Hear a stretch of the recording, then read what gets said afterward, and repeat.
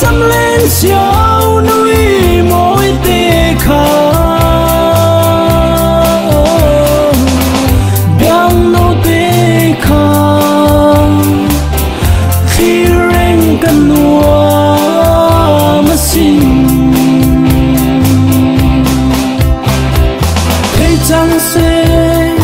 cùng chúa ngất ta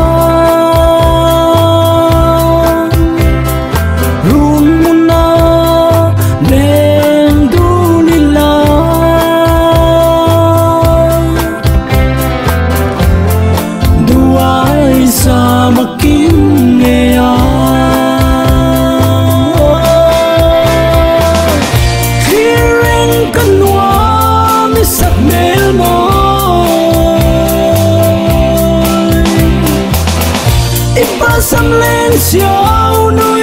mỗi tê khá biang nô tê khá khi rèn cần nua mà xin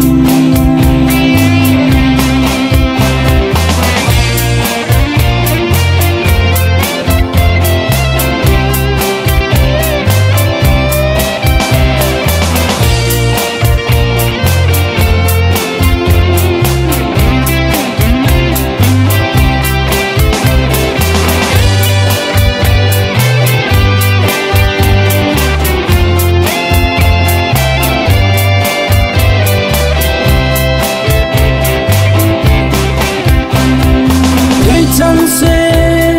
cùng chúa ngất ta run na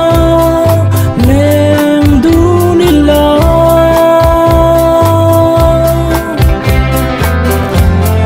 phần nào mà thuần trôi du ni khi rèn cần hoa mới sắc mê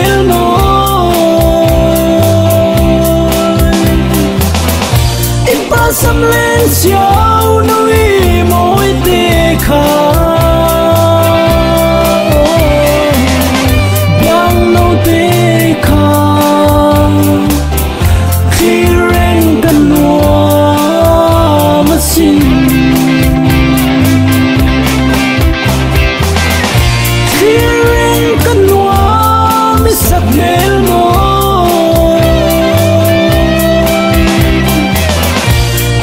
xăm lên chiều núi